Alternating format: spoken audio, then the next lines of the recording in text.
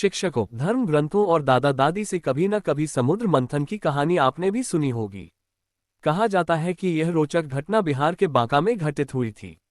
बांका के मंदार पर्वत के पास पापहारिनी तालाब समुद्र मंथन का गवाह बना था। समुद्र मंथन और उससे जुड़ी कहानियां हमेशा से ही सभी को आकर्षित करती हैं। कहा जाता है कि यह रोचक घटना बिहार के बांका में घटित हुई थी। बांका के मंदार पर्वत के पास पापहारिनी तालाब समुद्र मंथन का गवाह बना था। विष्णु पुराण से समुद्र मंथन के बारे में जानकारी मिलती है। दरअसल महर्षि दुर्वासा के श्राप के कारण स्वर्गलोक धन, वैभव और ऐश्वर्य विहीन हो गया था। इस विकट परिस्थिति में स्वर्गलोक के सभी देवता परेशान हो गए और वे समाधान खोजते खोजते भगवान विष्णु के पास गए। भगवान विष्णु ने उपाय सुझाया। उनका मत था कि असुरों के साथ देवताओं को समुद्र मंथन करना चाहिए। इससे अमृत निकलेगा जिसे सभी देवता ग्रहण करके फिर से अमर हो जाएंगे। असुरों, वासुकी नाग और मंदार पर्वत की सहायता से देवताओं ने समुद्र मंथन किया। इसके परिणामस्वरूप 14 रत्न प्राप्त हुए। सभी 14 रत्नों से जीवन में बहुत कुछ सीखा जा सकता है। ऐसा मत है कि इन्हीं सीख को अपनाकर देवता पुनः देव गुणों से संपन्न हुए। 14 रत्नों के महत्वपूर्ण रहस्य ये हैं। कालकूट विष रत्न। समुद्र मंथन में सबसे पहले यही रत्न निकला, इसे भगवान शिव ने ग्रहण किया था। इस रत्न का राज यह है कि मन को मथने पर सबसे बुरे विचार पहले निकलते हैं। हमें कभी भी बुराइयों को मन के अंदर उतरने नहीं देना चाहिए, बल्कि उनका त्याग करना चाहिए। कामधेनु रत्न। इस रत्न को ऋषि ने अपने पास रखा।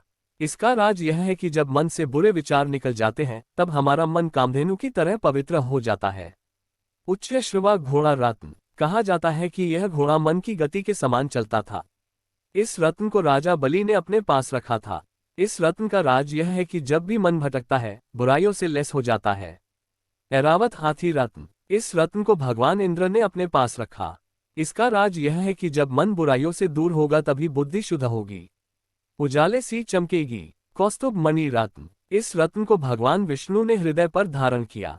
इसका राज यह है कि जब हमारे मन से बुरे विचार निकल जाते हैं, बुद्धि शुद्ध हो जाती है, तब मन में भक्ति का सूत्रपात होता है। कल्पवृक्ष रत्न। इस रत्न को देवताओं ने स्वर्ग में लगाया था। इस वृक्ष को इच्छा पूर्ति करने वाला वृक्ष भी माना जाता है। इस रत्न का राज यह है कि भक्ति के समय अथवा मन के मंथन के दौरान अपनी संपूर्ण इच्छाओं को दूर रखना चाहिए। अप्सरा रंभा रत्न। ये रत्न देवता के पास रहा था। ये कामवासना और स्वार्थ का पर्याय है। इसका राज यह है कि हमें भक्ति के दौरान लालच नहीं करना चाहिए। देवी लक्ष्मी रत्न। इस रत्न को देवता, ऋषि और दानव सभी अपने पास रखना चाहते थे, किंतु लक्ष्मी जी ने भगवान विष्णु के पास रहना स्वीकार किया, जिसका अर्थ यह है कि धन उन लोगों के पास जाता है जो कर्म करना जानते हैं। वारुणी देवी रत्न। वारुणी का अर्थ मदिरा होता है।